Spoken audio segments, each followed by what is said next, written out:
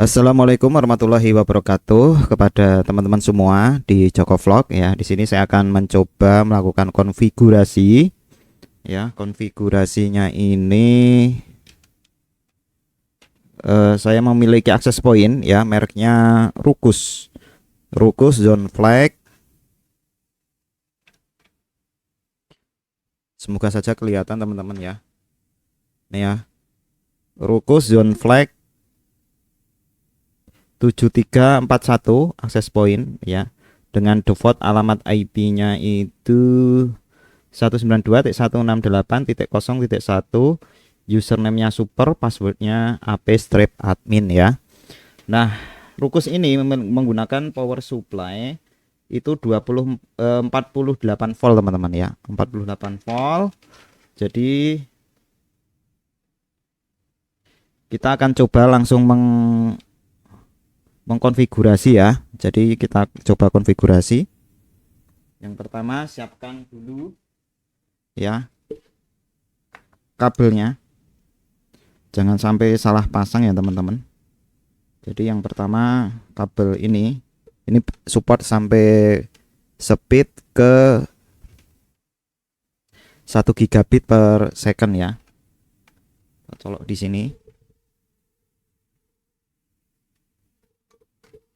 Nah, kabelnya ini itu terhubung ke PoE teman-teman. Nah, ini jangan sampai salah. Jadi ini ada PoE, ada LAN. Jadi yang PoE itu langsung terhubung ke mesin ya.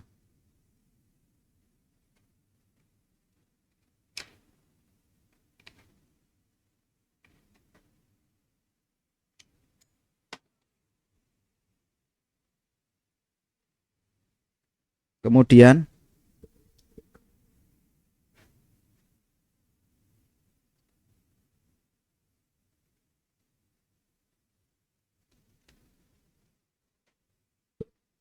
kabel yang satunya ya itu terhubung ke komputer.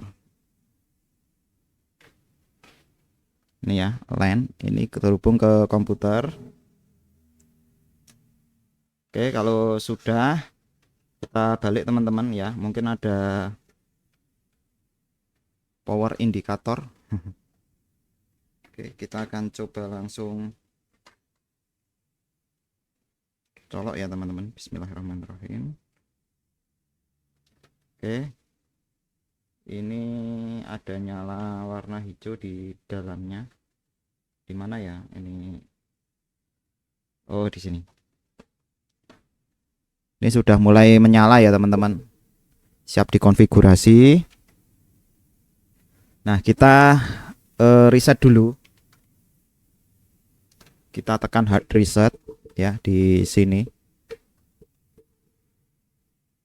Caranya tekan aja cukup lama di sini. Tekan agak lama, kemudian sampai lampunya itu mati ya.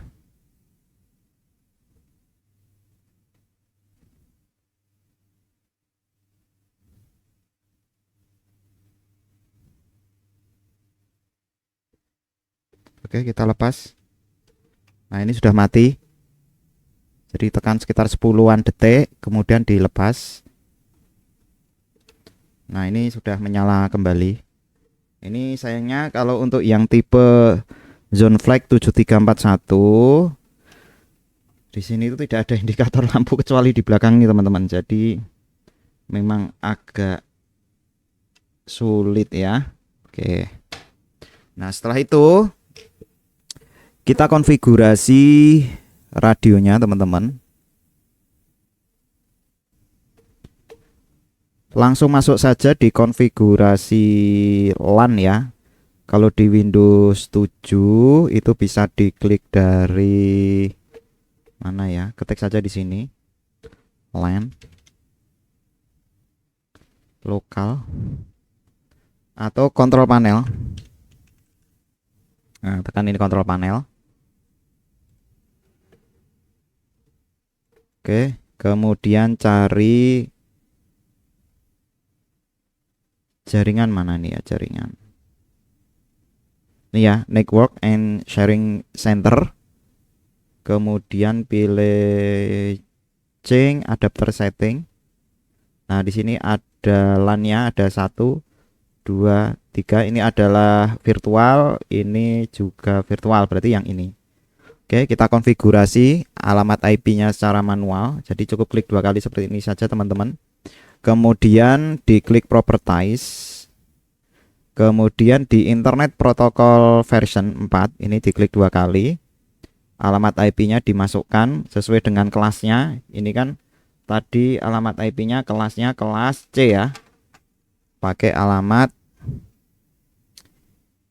ini 01. Oke, kita buat 192.168 titik karena ini 801 digunakan radio ini, berarti kita nggak boleh menggunakan 1. Berarti misalkan jangan 2, mungkin ini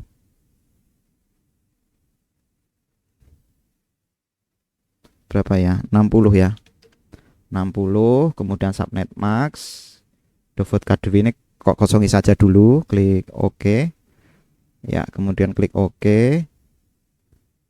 Nah, oke.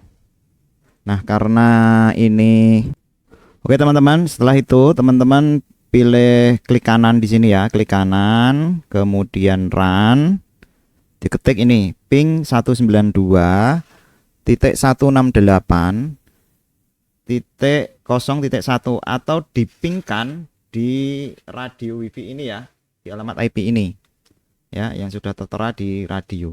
Kemudian klik OK. Ini dicek apakah ada replay. Nah, kalau sudah ada replay seperti ini teman-teman ya, berarti tinggal kita membuka browser ya.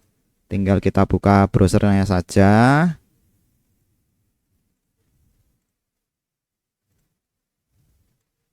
Oke ya, kita buka dengan alamat IP yang sama 192.168.0.1. Kemudian enter. Nah, nanti akan ditanya ada error seperti ini, certificate verification problem. Nggak ada masalah ya. Klik show detail aja, klik langsung wish to continue ya. Jadi ini modelnya HTTPS.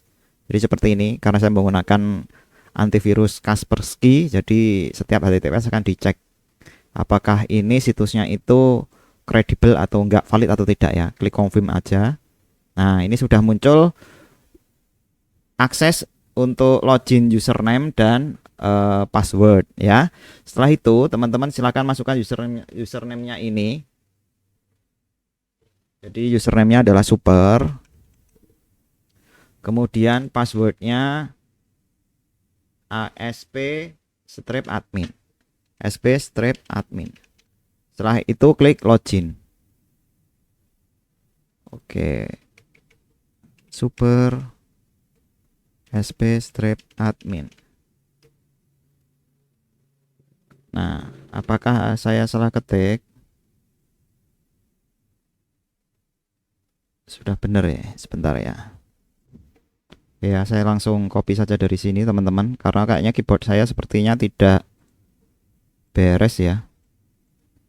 Super, passwordnya SP-admin.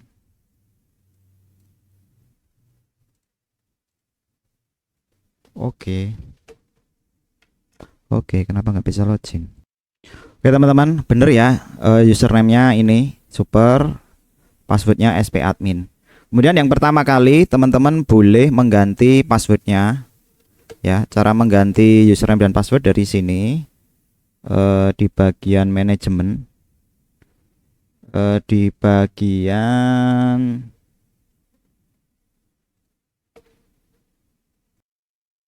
oke teman-teman, ada beberapa hal yang perlu saya sampaikan kalau teman-teman menggunakan antivirus. Saya menggunakan Kaspersky, ini antivirusnya harus saya matikan dulu ya, saya off kan, karena kalau saya on kan ternyata nggak bisa login teman-teman. Jadi diproteksi sama antivirusnya itu ya, karena ini aksesnya HTTPS sehingga seakan-akan situsnya berbahaya, jadi langsung diblok sama Kaspersky. Nah, yang pertama kita akan mengubah apa namanya,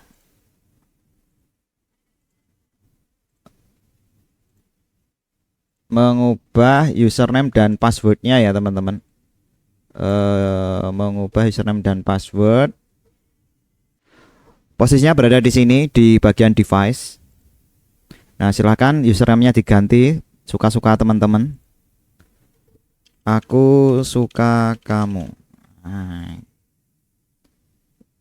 passwordnya tadi sp strip ini ya. Jadi password awalnya tadi itu kan sp strip admin. Oke, kita ganti saja super semua ya, admin. Kemudian passwordnya admin. Confirm passwordnya admin. Ini sudah saya ganti ya. Kemudian klik update setting. Kemudian never, coba di logout dulu. Passwordnya admin, masukkan admin juga. Oke, sudah bisa masuk. Kemudian selanjutnya device name-nya kita ganti ya. AP Joko Vlog ya, ini saya ganti. Device lokasinya misalkan di rumah, itu GPS koordinat. Kalau pengen dimasukkan bisa dimatikan LED-nya juga, diupdate. Oke, sudah. Kemudian di bagian device sudah berubah ya. Nah, selanjutnya kita akan mengubah alamat IP bawaannya. Jadi alamat IP bawaannya mau saya ganti dengan alamat nanti dulu. Nah, kita ubah aja dulu yang di bagian Ethernet port. Nah, Ethernet port ini hanya ada satu. Ya, di sini ada trunk port, ada bridge to WAN, ada disable. Nah, di sini sebenarnya teman-teman ini settingannya minim banget ya, kalau yang ini minim. Ya, oke. Jadi untuk mengubah alamat IP-nya itu berada di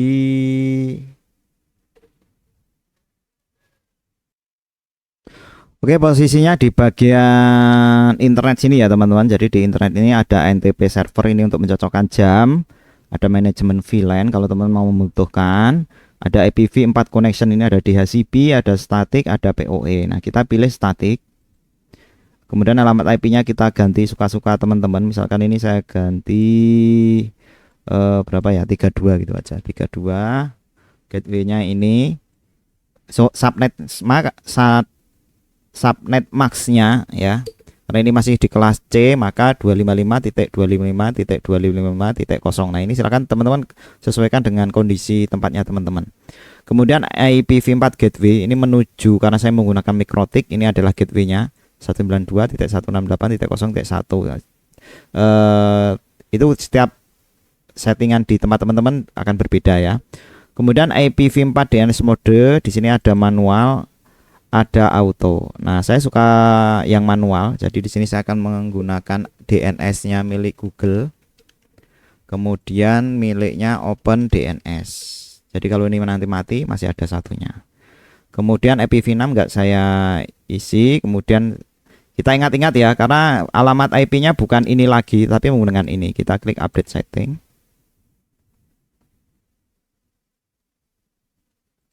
Apakah sudah? Nah, ini kalau di ping ini sudah mati ya.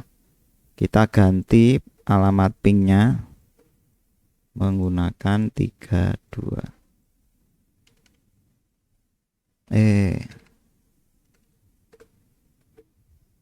Oke, ini sudah replay.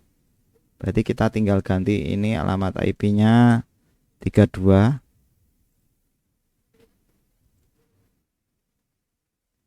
Oke, sudah masuk lagi ya, login. Kemudian selanjutnya kita ubah di sini adalah bagian wireless. Nah, wireless ini yang cukup menarik. Di sini support sampai wirelessnya sampai 8. Jadi bisa membuat SSID sampai 8 SSID, ini cukup banyak banget ya.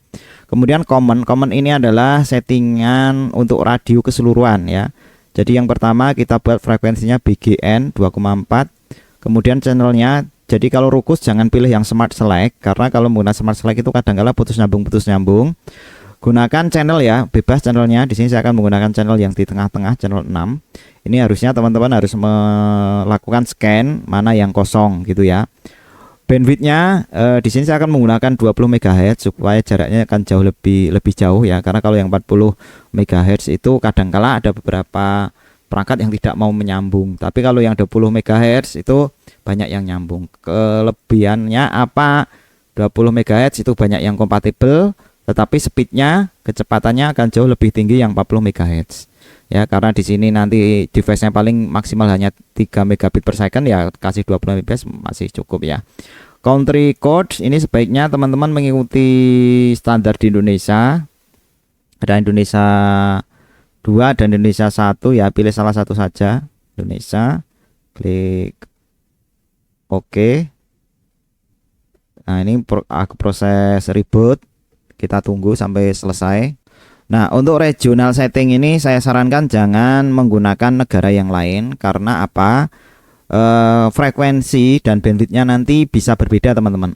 Jadi kalau di Indonesia itu kan ada standarnya untuk frekuensi 2,4 GHz itu di rentang berapa sampai berapa.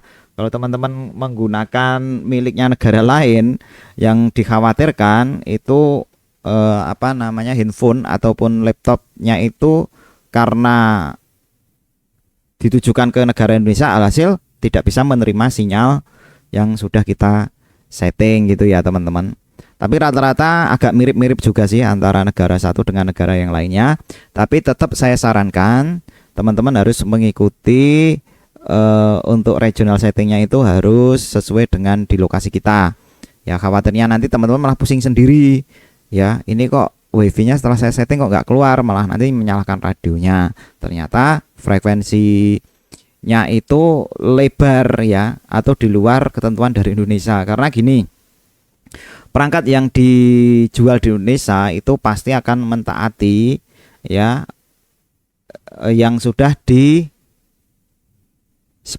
di negara tersebut ya. Misalkan frekuensi 2,4 MHz itu di 2,435 sampai 2440 misalkan ya, kalau di Indonesia misalkan. Tetapi infonya itu tidak di rentang itu. Nah, bisa di atasnya atau bisa di bawahnya. Wah, itu yang jadi masalah, teman-teman akan bingung sendiri. Oke, kita login kembali. Wirelessnya sudah kita beresi frekuensinya. Untuk common mode ini teman-teman nggak usah ubah. Aero Scott RFID tag detection nggak perlu.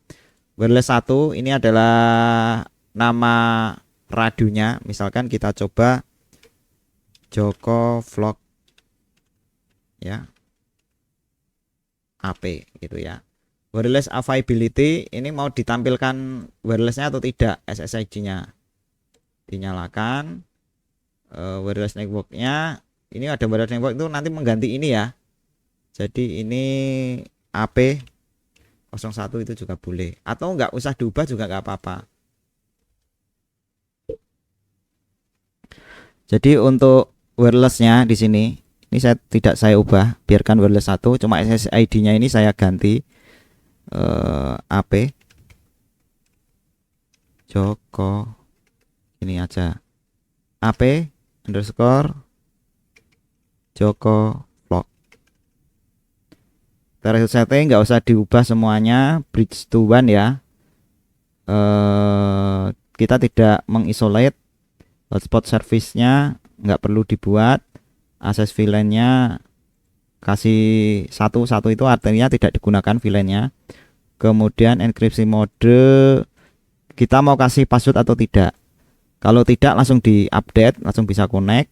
Kita kasih password WPA saja ya, WPA, pilih WPA-nya auto atau yang WPA ini atau WPA 2. Kemudian model WPA autentikasi PSK. Nah, ini bisa memilih ya. Yang paling simpel adalah PSK, kemudian WPA algorithm, bisa AS, bisa auto ya. Kita pilih performance not available with TKIP algorithm. Nah, ini perlu teman-teman perhatikan. Jadi kalau ada WPA, ada WEP. Nah, ini kita kan menggunakan wirelessnya kan tadi gini teman-teman. Kita menggunakan 11B ya, 11B supaya nanti bisa digunakan semua ini ya. 11N. Gunakan 11N ini ya. 11B GN. Jadi yang 11N performa tidak available. Jadi kita ganti ya. Kita ganti algoritmnya. Kita tidak menggunakan TKIP, suka nggak suka harus AS. Atau pilih auto juga boleh ya. Kemudian BPA autonya juga boleh dipilih. Ini juga auto juga boleh. Nah, kalau ini pilih auto agak repot ya. Pilih PSK saja. Ini pilih AS, pilih BPA 2. Kita coba Joko Vlog. Joko Vlog. Oke, klik update setting. Is not a valid wireless mode. Kenapa ini?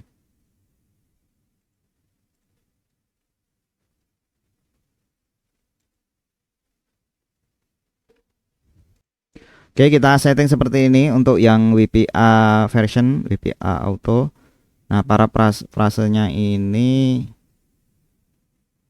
restore preview setting. Mana tadi?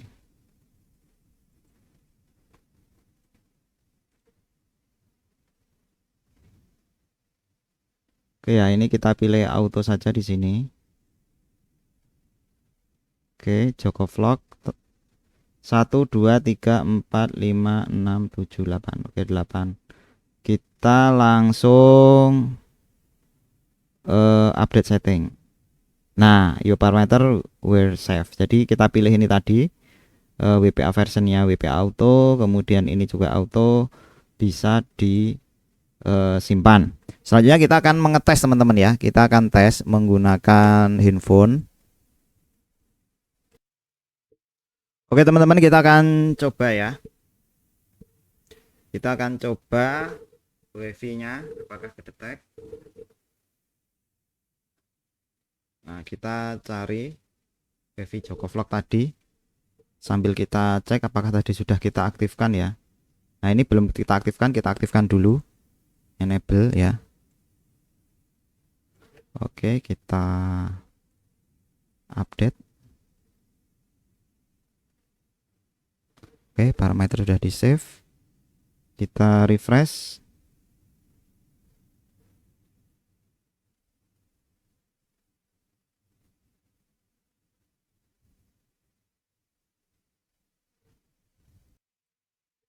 Oke, ada yang belum saya rubah ini teman-teman. HP Joko Vlog. Ya, jadi ini nama SSID-nya belum saya ubah. Saya save.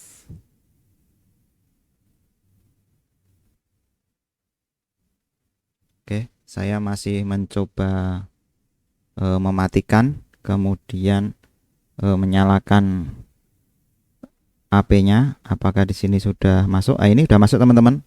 Ya, AP mungkin seperti ini ya.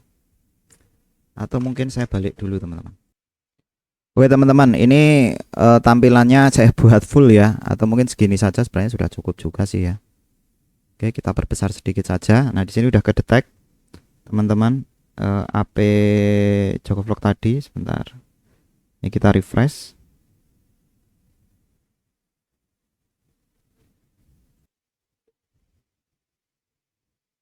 Nah, ini teman-teman udah muncul ya AP Joko Vlog. Tinggal pilih saja, set. Masukkan passwordnya Joko Vlog.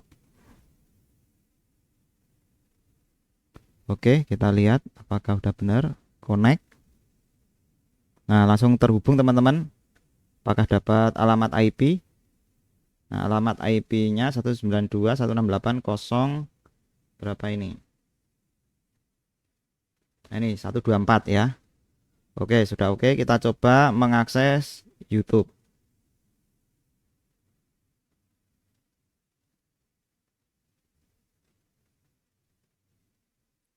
Oke, bisa teman-teman ya. Bisa mengakses. Kita cari channel saya.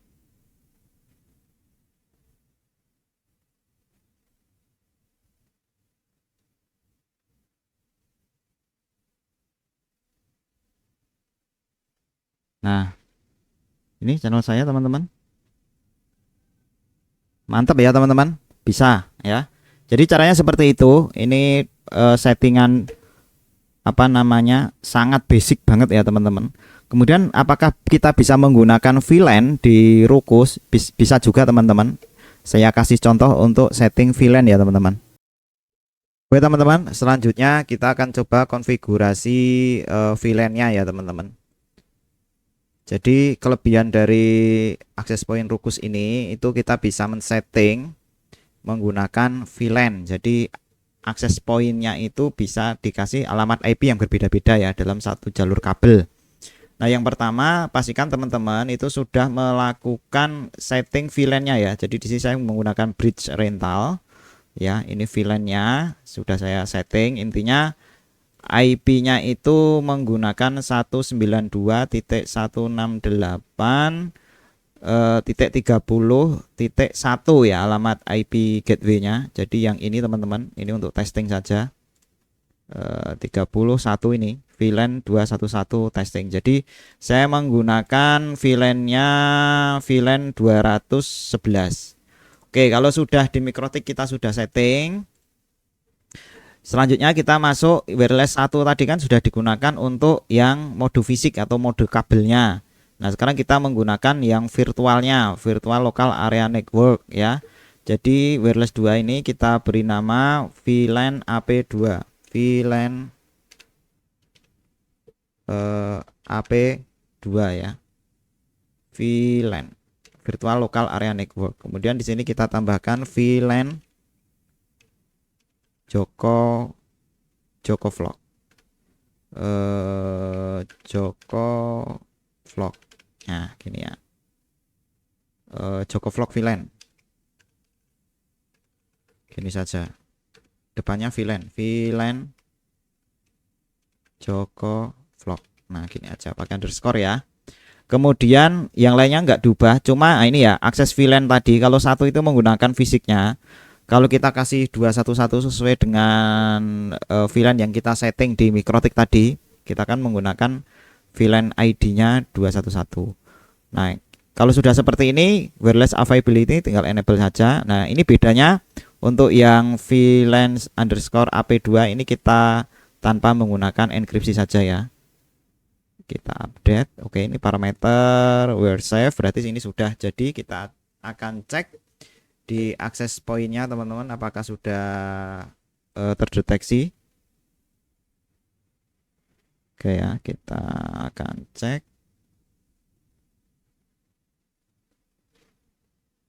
Oke, di sini kita akan forget yang tidak dipakai supaya nanti tidak terlalu banyak yang kedeteksi ya.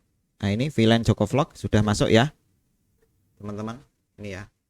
Nah, VLAN Joko Vlog kita akan tes dulu yang AP mana ya tadi, AP Joko Vlog tadi, passwordnya tadi apa ya, Joko Vlog ya.